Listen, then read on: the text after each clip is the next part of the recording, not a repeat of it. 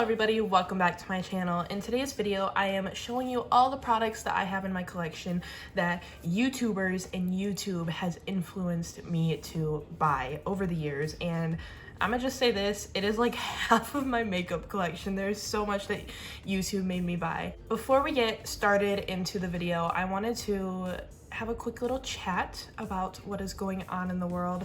I wanted to say, first of all, that I know that a lot of YouTubers haven't been posting this week and maybe next week too, just because they feel like it is inappropriate to talk about makeup and something that seems so trivial when there are much more important and larger things going on in the world. And I totally agree with that, and I respect everyone's decision to take a little break this week and focus on what really matters. And I do want to say that personally, I have been doing the same outside of YouTube, but for me, filming on YouTube is such a small part of my daily life, and it doesn't really distract me because I am a very small YouTuber that I feel like I can still post YouTube videos while also making sure that I am focusing on things that are more important, like the Black Lives Matter movement. And I am here to say that obviously I 100% wholeheartedly support the Black Lives Matter movement. I have signed as many petitions that I can. I have tried to have conversations with people to try to educate people. I have been educating myself more, educating my family members, and I feel like I have tried my hardest to do everything that I can to help with the position and the privilege that I have. And so I am going to continue posting YouTube videos, but I don't want that to be a message that I don't care about what's going on in the world, because I do. I have been sharing as much information as I possibly can, and I have been trying to engage in conversations with people about the issues that are going on. So I didn't want to post this video without saying something and to make it seem like I'm just being completely ignorant to what's going on, because I'm not. I know what's going on, and I also think that these issues, the issue of police brutality, is such a heavy issue, and it can really obviously take a toll on anyone's mental health, especially the people who are fully impacted by this issue. And I don't want to fully distract myself, but I feel like if I don't do something, all of my thoughts are going to be consumed by this issue, and I will just fall into like this big deep pit of depression and sorrow for the world and what's going on. And I know that for my own personal mental health, I need to do something proactive, and that makes me feel like I'm being productive. And for me, YouTube is one of those things. To sum it all up, the too long didn't read version, I am completely aware of everything that's going on. I have been trying my very best to do my part to help, but I am still going to be posting YouTube videos because I think that for me, I need to keep posting YouTube videos. And now we are going to switch from that heavy topic to talking about makeup, which seems so ridiculous, and I don't even know how to make that transition, so I'm just gonna like hop right into it, I guess. Last night when I was preparing for this video, I went through every little drawer of my makeup, and I was like, okay, what in this drawer was influenced by a YouTuber or YouTube? And there are so many things. It's genuinely like half of my makeup collection, but that's the power of YouTube. And I'm actually so excited for this video. I think it's going to be so much fun. So the first thing is the Shop Miss A AOA Studios Fruity Pop flavored gloss. I have the pineapple flavor, and a while back Julia Mazzucato raved about these, and AOA Studios and Shop Miss A is such a cheap makeup website that I made a big order and got so much stuff for like $15, and this was one of those things. And pineapple is my favorite fruit, so that is why I picked it up in this flavor, and this is a fantastic clear gloss. The next two items are my NYX Butter lip glosses. I have the shades Tiramisu and Peaches and Cream. Tiramisu is a really gorgeous kind of pinky brown nude. Peaches and Cream is a very bright pink gloss. I actually have just a tiny little bit of Peaches and Cream dabbed on over a different lipstick today, and these formulas are just so beautiful and smooth. They don't make your lips look super like plump and juicy, but they give them that shine and they make them look so smooth. I feel like it's weird to describe a lip gloss formula as smooth, but these are truly smooth. The last lip product that YouTube made me buy is the Fenty Beauty Stunna Lip Paint in the shade Uncensored, and this is the red lipstick that took the world by storm. Every single Fenty Beauty product that I own is in this video because I feel like when Fenty Beauty first launched, they were so revolutionary, and they still are doing big things in the makeup industry, but at the time it was like Fenty, Fenty, Fenty. Like all you heard about was Fenty because they were doing such amazing things and making amazing products, and they still are, but I just think the craze has died down a little bit, and I love Fenty. I genuinely want every single product that they have ever came out with, but this lipstick was definitely raved about on YouTube. So many people just said that it was the best red lipstick ever, and truly this is like one of the only red lipsticks that I have actually kept around and that has survived declutters because it truly is the most perfect color. I'm gonna swatch it because it's just so good. The applicator is so different, but the color is beautiful. I have two mascaras that YouTube made me buy, and the first one is the Milk Makeup Kush Mascara. And I can't pinpoint a specific YouTuber that actually was raving about this, but I know so many people on YouTube love this mascara, and I think it is pretty good. I'm wearing it today. The reason that I fully bought this is because so many people said that it doesn't smudge and doesn't flake.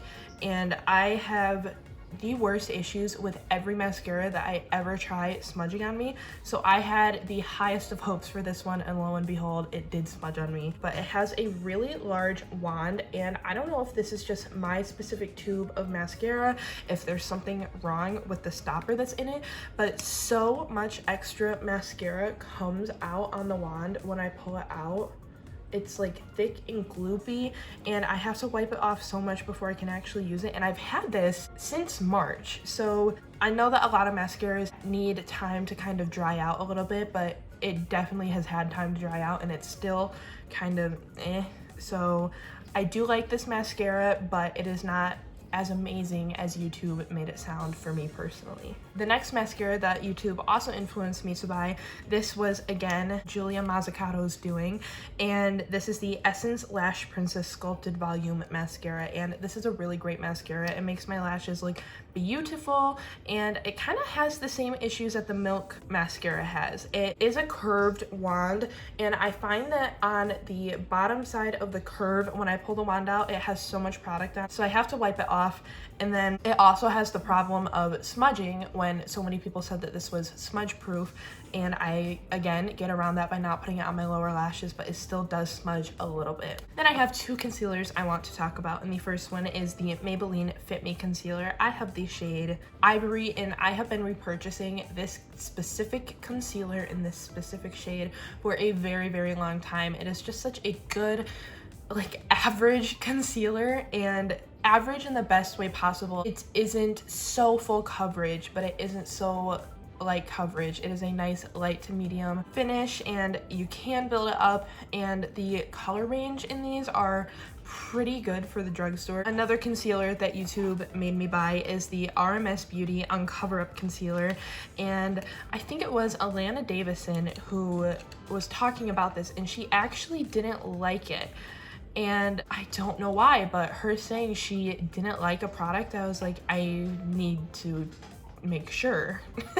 So I picked this up, and I actually really like it. I think it is a really good concealer. It is a really good everyday concealer. It is less full coverage than the Maybelline one, and it is a lot more emollient and almost oily, but I think in the best way possible. I have three setting powders. The first one is the Maybelline Fit Me Loose Finishing Powder in the shade Fair. I actually have almost the entire Maybelline Fit Me face line. I have everything but the pressed powder because I don't really have a need for pressed powders. And this is, again, just a really good average powder, and it blurs your under eyes so beautifully, and I think it is just such a good powder. I've had this one for a very long time, and I still have a good amount of powder in there to last me hopefully another good chunk of time. This powder is actually not my favorite powder that I have tried. This is the Becca Hydra Mist Set and Refresh powder. Kathleen Lights did feature this powder in a video, and I don't remember if it had its own dedicated review video or if it was just in a first impressions haul try on type video, but I remember her saying that it was the oddest powder she had ever tried in her life, because when you apply it to your face, it feels like you're putting water on your face. I think she said that like 80% of this powder is water, which do not know how that technology works. I don't know how they are able to do that. Seems like such an odd concept to me, but I was so intrigued by this, so I picked it up and it's pretty good. I feel like it's dried out a little bit. It doesn't feel like water that much when I apply it anymore. The last powder that YouTube made me buy is the Coty Airspun Loose Face Powder, and this was definitely Patrick Starr's fault. I used to be a huge fan of Patrick Starr, and I still am. I think he's a fantastic person, but I just don't watch his videos that much anymore. I remember he just used to use so much of this powder every time he did his makeup, and he loved it, and he would say that it was like the best powder ever and beat out every high-end powder, which is amazing because I think this is like $2 or $3 and you get so much powder. I've had this for a very long time. I hate the scent. It smells like old woman baby powder. Worst smell ever, but it is a really great powder. Basically, my entire foundation collection has been influenced by YouTube. The first foundation is the Revlon Photo Ready Candid Natural Finish Anti-Pollution Foundation, and this was definitely influenced by Karen I Love Sadie here on YouTube, and she used this so much in so many videos. If I'm being honest, I think she was working with Revlon, because I feel like since the few videos where she did feature this foundation, she hasn't really talked about it. I could be wrong. I haven't watched her in a while, so maybe she does still use this, but when I was still watching her pretty consistently, I feel like I didn't really see her use this foundation. So that might be an undisclosed sponsorship situation there, but this is a really great foundation. I also have the Hourglass Vanish Seamless Finish Liquid Foundation, and Karima McKimmy on YouTube made a big review video of this and raved about it. She thought it was such a great foundation, and I definitely agree. It is a really nice everyday foundation, which kind of kills me to say because of the price tag on this. This is a pretty pricey foundation for being a foundation, and honestly, I think it's worth the price though. Like, I don't regret buying this. I think it is a lovely foundation, and I am very glad that Karima convinced me to buy this. The Fenty Beauty Pro Filter Soft Matte Longwear Foundation. Again, like I said, YouTube convinced me to buy basically everything from Fenty. And I, again, don't remember a specific YouTuber that really pushed me over the edge to buy this, but I am certainly glad that I have it now. And then we have the Maybelline Fit Me Matte and Poreless Foundation. Again, Maybelline Fit Me line. That entire line is just so good for an everyday face, basically. And I think I want to do a video soon where I use this line of base products to kind of really show just how good they are. The last two foundations that I have to talk about were both influenced by Kathleen Lights, and those are the LA Girl Pro Coverage HD Longwear Illuminating Foundation and the Wet n Wild Photo Focus Foundation. And while she didn't absolutely rave and love 100% her favorite foundations, these weren't that for her, but she still did enjoy them, and I thought that I would enjoy them. So I do enjoy them, but I don't really know what convinced me to get them besides the fact that it was Kathleen and she was saying something was good, because we have very different skin types.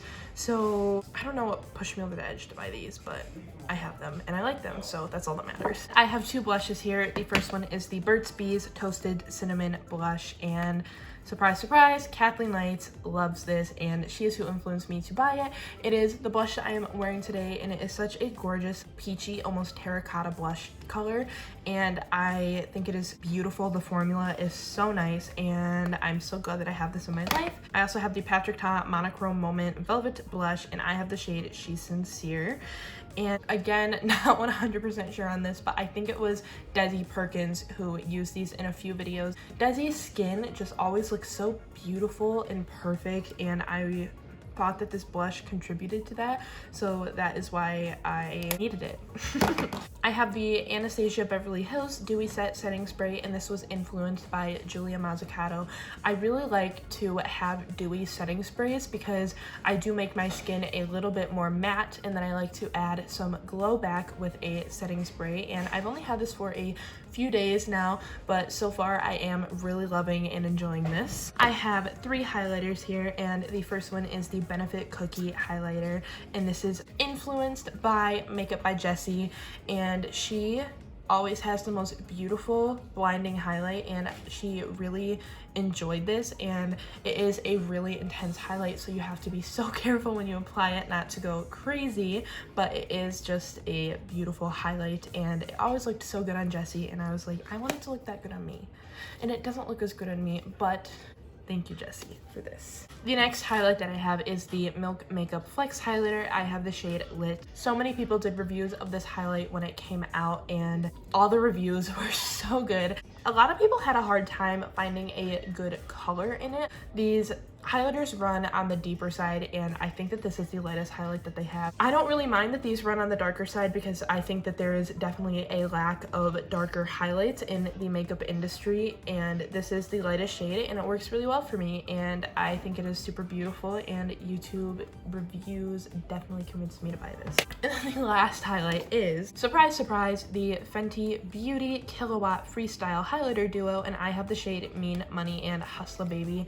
I've had this for a very long time. As you can see, it has been very well loved, and I think these highlighters are beautiful. I love that you get two different formulas, and it's not just two different colors, and I think both of these highlights are beautiful, and I love them both equally. Basically, my entire bronzer collection has been influenced by YouTube. I didn't know what bronzer was for the longest time, so when I first really started getting into YouTube and I saw people raving about all these different bronzers, that is when I started using bronzer. For me, it makes sense that basically my entire bronzer collection has been influenced by YouTubers. The first bronzer that I have here is the Physicians Formula Butter Bronzer, and this was influenced by Kathleen Lights. I'm pretty sure this is one of her most favorite bronzers of all time, and rightfully so, because this is such a beautiful bronzer. It gives you like that velvet skin look. It's not glittery, but it definitely has a little bit of a sheen to it, and it's satiny. It smells so good. It smells like a delicious summer beach day. I have the Fenty Beauty Sunstalker Instant Warmth Bronzer in the shade Private Island, and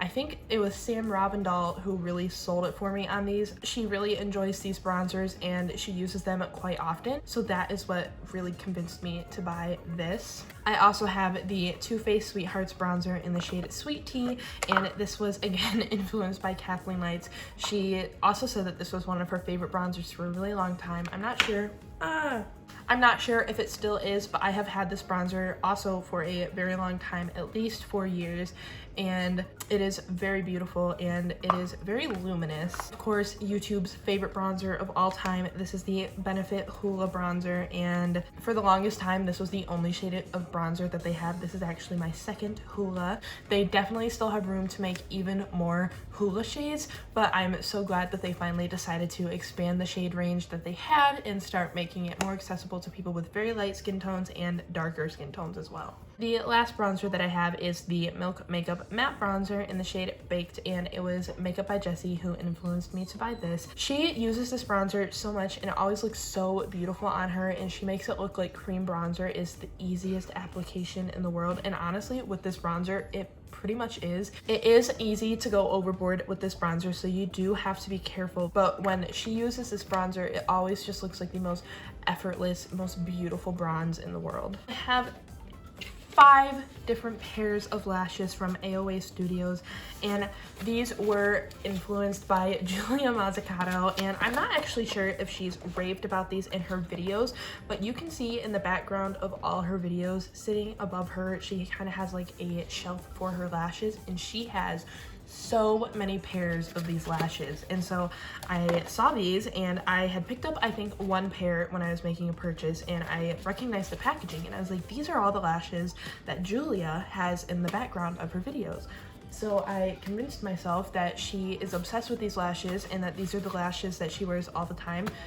Don't even know if that's true, but it's what I told myself. So then I picked up 4 more pairs. I have the styles Tori, Jackie, Carlene, Brianna, and Tracy. And honestly, I don't even know if I've worn all 5 of these yet. I think there might be 1 or 2 that I still have yet to wear, but I think that these are very nice lashes. The band is not too thick, so they are pretty comfortable to wear, and I have always had an easy time applying these, and I'm not the best lash applier. The last 2 things that I have to talk about that YouTube made me buy are 2 different eyeshadow palettes.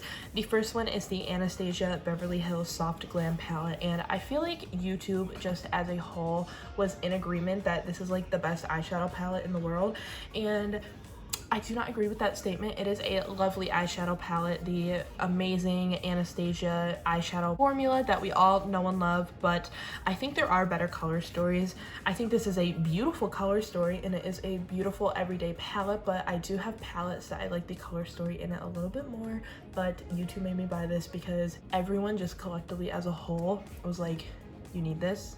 This will change your life. And did it change my life? No, not really, but I still enjoy it. I also have the Natasha Denona Sunrise palette. This was the first Natasha Denona eyeshadow palette that I bought, and I do not regret buying this because I think it is such a beautiful palette. There was no one specific person who was really convincing in their reviews, but I just thought the color story was so beautiful and I really wanted it in my life. I have obviously always wanted to try the Natasha Denona eyeshadow formula, and this one was it for me because this is when she started doing these smaller palettes that aren't as expensive as her bigger palettes, and this is my baby, my absolute favorite eyeshadow palette of all time. That is it for this video. It was a long one. It was a lot of me talking because, like I said, basically my entire makeup collection has been influenced by YouTube in one way or another. That is it for this video. I hope you enjoyed. I hope you'll like this video and subscribe. Thank you so much for watching, and I will see you in my next one. Bye.